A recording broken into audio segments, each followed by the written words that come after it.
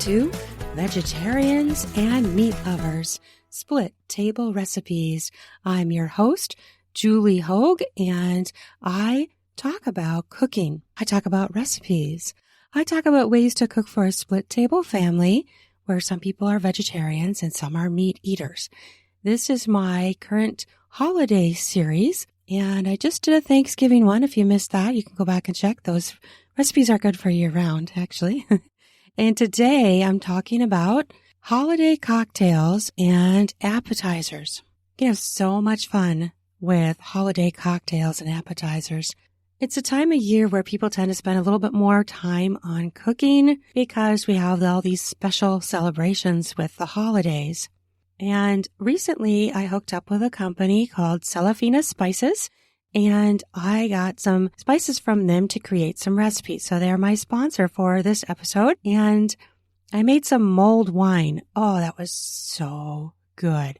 So I made some mulled wine with red apples. I did the Honeycrisp Apples, which is the native apple, which was developed in my home state of Minnesota at the University of Minnesota. Best apple out there. Best. If you have not tried it, you've got to try it. The apples that you add as the garnish for this mulled wine recipe are just to die for. They are so good. The apples are amazing. The mulling spice mix, it's a blend from Celofina. Awesome. I mean, it actually looks really cool even.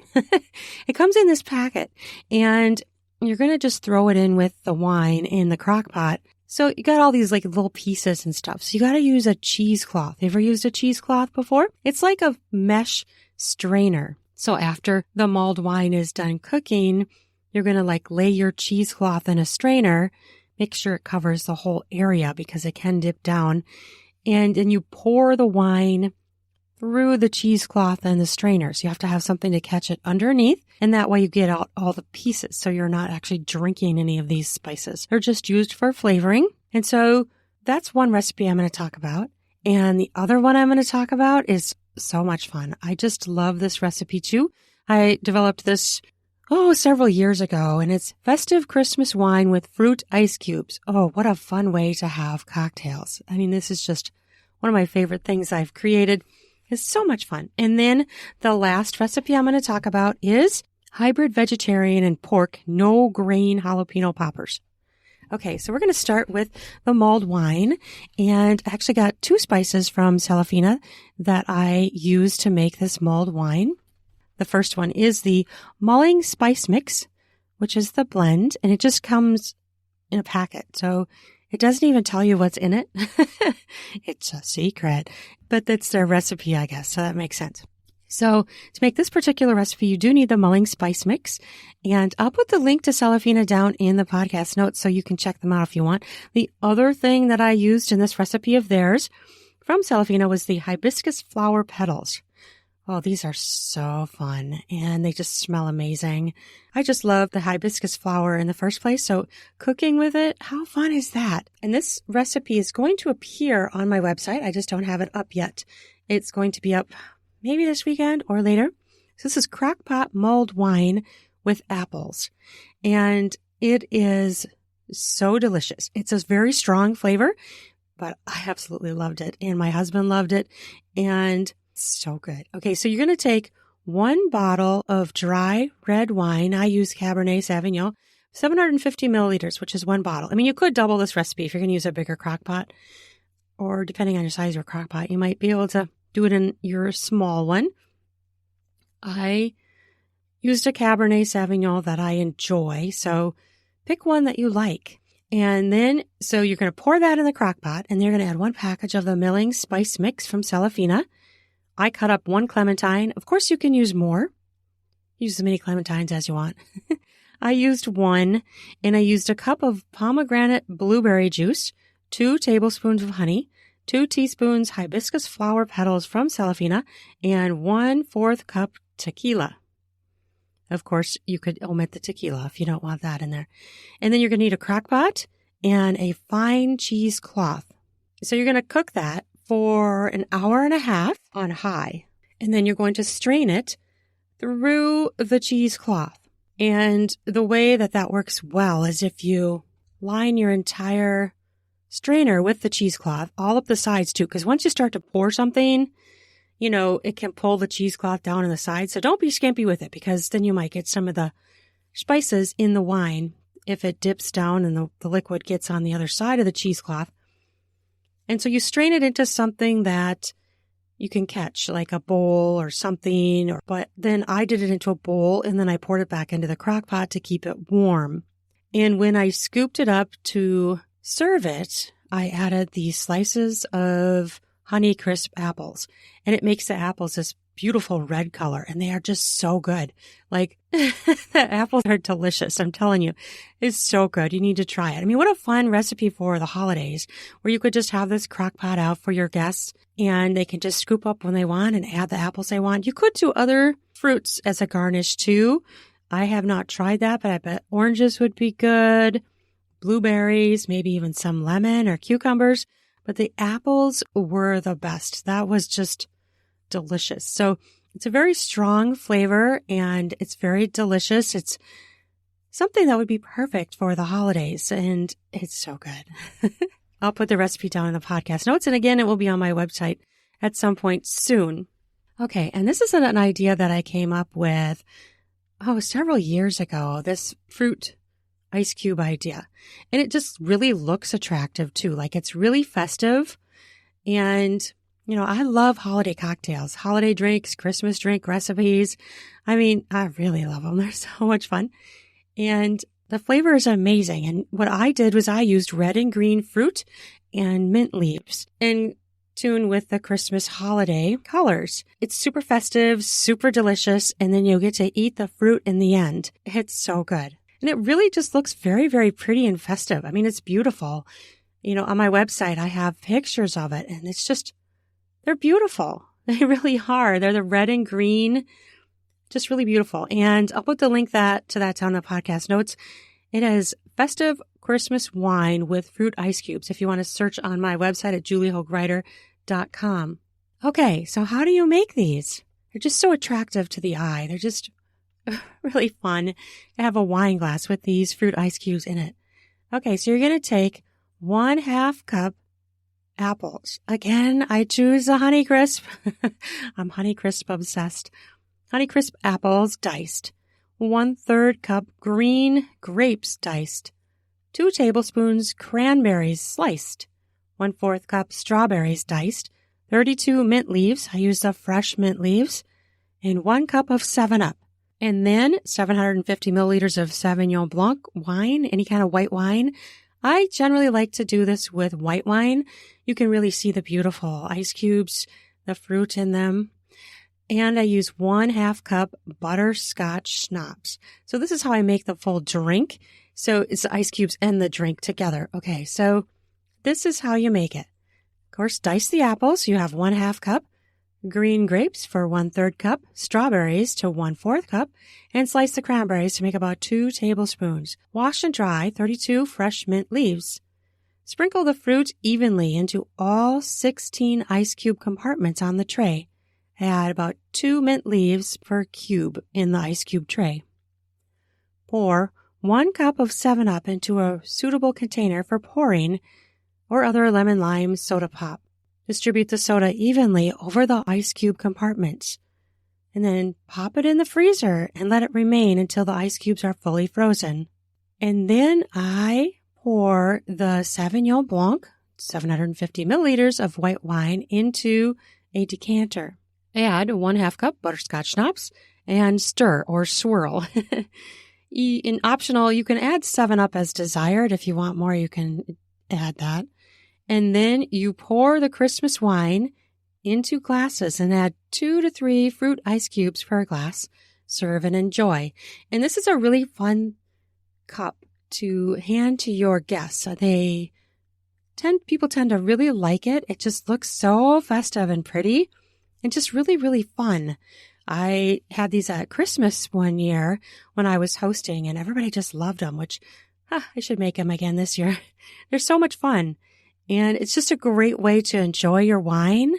You could try other white wines. I'm sure it would work with any white wine. And it probably would work with red wine too, but you're not going to see that attractive ice cube. I mean, you could probably use rosé too. That's pretty see-through wine as well, so you can see into that. So these are two really fun wine drink appetizers, cocktails that you can serve your guests around the holiday time.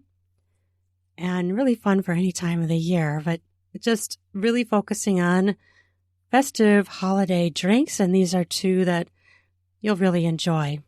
Okay, and then in keeping with the theme of this podcast, I'm going to talk about an appetizer that works for both vegetarians and meat lovers. This recipe is in my One Dish, Two Diets recipes for the hybrid vegetarian and meat eating family, which is available in ebook, paperback, and audiobook. And when you get the audiobook, you get a free ebook with it. And it's about to be coming out in hardcover pretty soon. So this particular recipe I created because one year I had this bumper crop of jalapenos in my garden. I'm like, wow, this is a lot of jalapenos. So I was making a lot of jalapeno poppers because my family adores them. And so I was working on them. I was making different recipes. And this is the one that ended up being a favorite. It is spicy and tasty and delicious. The shell of the appetizer is the jalapeno pepper itself. So there's no grain added in. There's no breading. And it's filled with cheeses, chia seeds, and garlic, plus meat for half of the poppers. So it's a really delicious recipe, and I generally split it down the middle where I make half meatless and half with the meat. And in this recipe, I used pork. It was leftover pork. This is a way that I really find so helpful in cooking for a split table family, retaining those pieces of meat that are cooked already, like grilled or leftover cooked meats, and I can retain them in the freezer for as long as I want. Well, obviously there's a shelf life there as well, but it's so easy to grab that out and add it in so that my family can have their meat. But they'll also eat the meatless ones. So that's why I do it half and half, because they're willing to eat the meatless ones too. So, and it's a little bit easier just to do half and half. It just is. So it takes about cooking time, 17 to 21 minutes. And I'd say it makes about 12 to 16 poppers. And of course, that's going to depend on the size of the jalapeno peppers that you use. So what do you need for this recipe? You need about 6 to 8 jalapeno peppers. These are fresh jalapeno peppers. And if you've ever handled them before, just be careful because that spicy juice soaks into your fingers, soaks into your skin if you're going to cut them with bare hands. I mean, some people cut them with gloves on, but it can get into your skin. It can get into your eyes if you touch your eyes. So just, I'm sure you probably already know this, but be careful when you're cutting them. I one time did that. I didn't pay attention to it, and I put my contacts in the next morning, and it was like the juices were still in my fingers, the skin of my fingers. And I was like, I really hurt my eyes. You really do damage to your eyes, so really be careful. I don't know how it lasted on my fingers. I had washed my hands multiple times, but somehow it was still soaked into my skin, and my eyes were burning. Okay, back to weird thing that happened to me. Okay, back to the ingredients. 6 to 8 jalapeno peppers, 1/2 cup shredded cheddar cheese, 1/2 cup grated Parmesan cheese, 4 ounces cream cheese softened. Let it sit out for a bit. 2 teaspoons chia seeds, healthy ingredient, 1 teaspoon minced garlic, and 1/3 cup small pieces of pre-cooked or grilled pork. How do you make it? Okay, instructions. Preheat your oven to 350 degrees. Set cream cheese out on the counter to soften, or microwave for about 15 seconds to soften for ease of mixing. You need to be able to stir it. You take it right out of the fridge, it's like this big hard lump.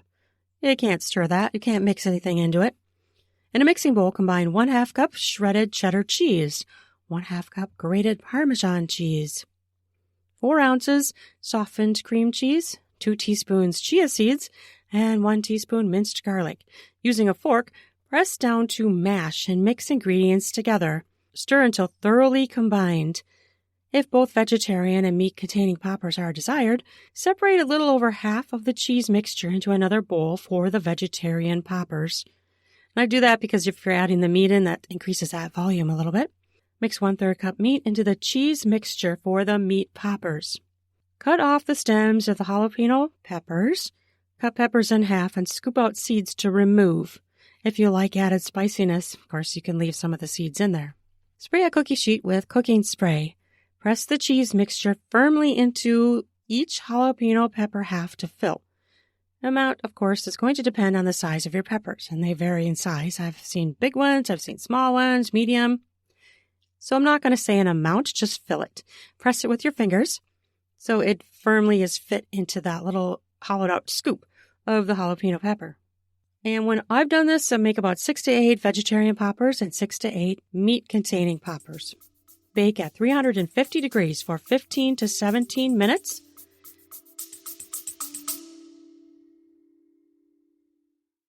Instacart groceries delivered in as little as 1 hour. Free delivery on your first order, $35.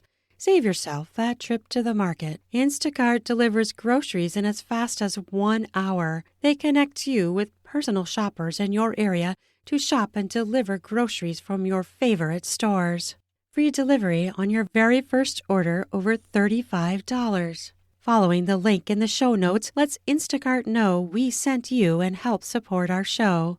Multiple stores available. Shop all of your favorites on a single order. The products you love from your local stores. Hand-selected by shoppers based on your preferences. Delivery to your door in as fast as 1 hour. Instacart highlights deals to help you save money. Don't we all want that? Find everything you usually buy and get smart suggestions for new items. Instacart picks the freshest produce and keeps your eggs safe too. Woohoo! Those are things I want. Try it out today. You will love it. Then broil on low for 2 to 4 minutes. Broiling makes the cheese a bit crispy and browns up a little bit, and it finishes cooking up the peppers. It's really a key step, in my opinion, to do that little bit of broiling right at the end. And here's a recipe tip that is fun. Since you never know what size jalapeno peppers you're going to have, and obviously if you're in the store and you see small ones, get more, But a fun way to use the leftover cheese is to take the leftover cheese and add some finely chopped jalapeno peppers to that leftover cheese mixture and spread it on crackers or bagel crisps. I did that when I made this recipe several times I've done it, and it's just a very delicious cheese spread also to spread on crackers or bread, bagels. It's really delicious. And it's actually kind of a delicious recipe just to make all on its own as a spread. Really good. And it's just a really fun way to have jalapeno poppers without that breading. Sometimes we don't want that extra breading. There's so much fun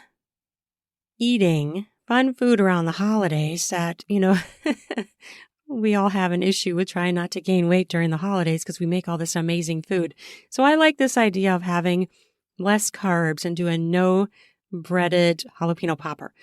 Often the traditional jalapeno popper is fully covered in a breading, and that just adds more carbs.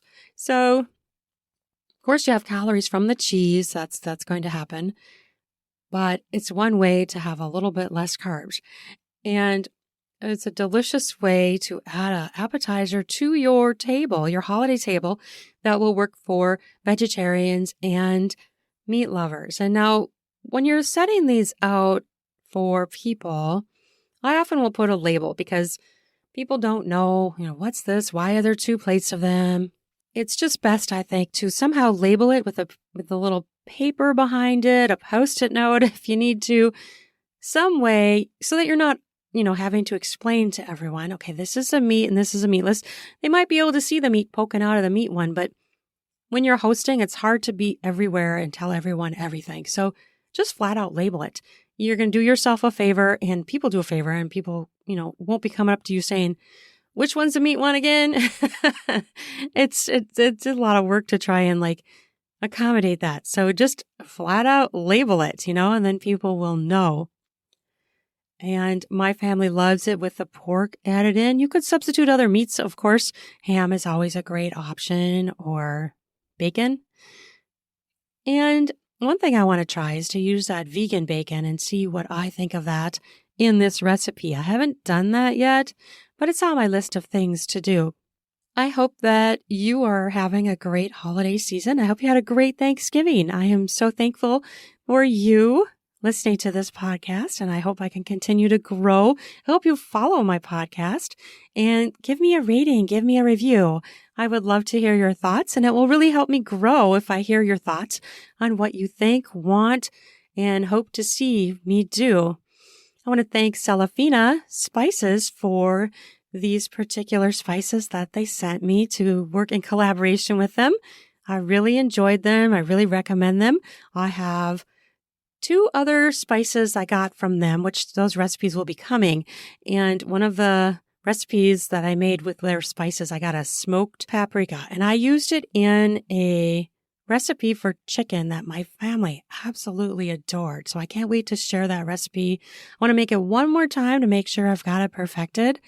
It was a breaded chicken recipe. I know now I'm talking about breaded when I was talking about unbreaded, but this is a breaded chicken recipe where I did breadcrumbs and I used the smoked paprika in with a bunch of other spices, and my family was like, whoa. So I had used this recipe before, but I added in the smoked paprika and it just really blew it out of the water for them. And they were like, whoa, that's even better than the other recipe. So I'm excited to share that. And then I have another one that I have to use somewhere. And again, this recipe will also end up appearing on my website eventually. So I will be sharing that at some point. So, there's just amazing spices out there. And, it's kind of fun to go online and see the other options. I mean, you can go to the store and see all the usual stuff, but there sometimes is so much value in going online and seeing the other options. And honestly, it sort of can be overwhelming when you walk into the grocery store and there's this big, giant display of spices and herbs, and people are walking around you, you're getting distracted. It's a little bit overwhelming sometimes to, find a new thing. But if you look at home in a calm environment online, you'll be amazed what you can find in a relaxed manner and really look at these spices and read on them and find some new ones you want to try. So I highly recommend visiting their website. I'll put their website down in the podcast notes so that you can check them out. It came very quickly for me, and I'm really, really happy with it. So I want to thank them for sponsoring me in this particular endeavor. I had a blast making the mulled wine and so much fun. Cooking is fun. It can be a lot of work, but when you have the time to do it and really spend time on it, you can make so many amazing recipes. It's fun to cook gourmet. You can't do it all the time, but around the holidays, it's really fun to kind of go all out and spend more time on foods and making them delicious for your family and your friends. Just have fun with it. Instacart, groceries delivered in as little as 1 hour. Free delivery on your first order, $35. Save yourself that trip to the market. Instacart delivers groceries in as fast as 1 hour. They connect you with personal shoppers in your area to shop and deliver groceries from your favorite stores. Following the link in the show notes lets Instacart know we sent you and help support our show. Multiple stores available. Shop all of your favorites on a single order. The products you love from your local stores. Hand selected by shoppers based on your preferences. Delivery to your door in as fast as 1 hour. Instacart highlights deals to help you save money. Don't we all want that? Find everything you usually buy and get smart suggestions for new items. Instacart picks the freshest produce and keeps your eggs safe too. Woohoo! Those are things I want. Try it out today. You will love it. I hope you enjoyed this podcast episode, and I'm really looking forward to sharing more with you in the future. I also have my book out, the American Midwest Cooking Quiches. So if you're looking for different ways to cook quiches, this cookbook is a delicious way to explore ways to make quiches. Like I used an air fryer, even used a microwave to make personal quiches for like one person. There's a lot of recipes in there, and one of my reviewers really enjoyed how I created so many different ways to create quiches that he had never thought of before. So I was really excited. He was from a different country, not the United States. So unfortunately, it doesn't appear on the U.S. Amazon page, but it's on the Amazon page in his country. So that's kind of a bummer. But again, I'm still looking for reviewers. I'm looking for reviews. I would love to hear your thoughts in a review if you decide to purchase my cookbook. It will be coming out in, you know what? I think it's already gone live in paperback. Let me confirm that. I was waiting for it to go live, and I think it actually did happen. But my cookbook, it has a really Midwestern feel, and all the food has dairy. You can substitute out the dairy, but it has a Midwestern Minnesota flavor to all the dishes. Yep, okay. It is out in paperback too for $12.99, and you can get it on as an ebook as well. Okay, I want to thank you for listening to this, and I really hope that you're having an amazing Thanksgiving weekend with your family and friends. I really hope you enjoyed it, and I want to thank you. Thank you so much for listening to this. It really means a lot to me, and I hope you enjoy. All right, you have an amazing day. Bye-bye now.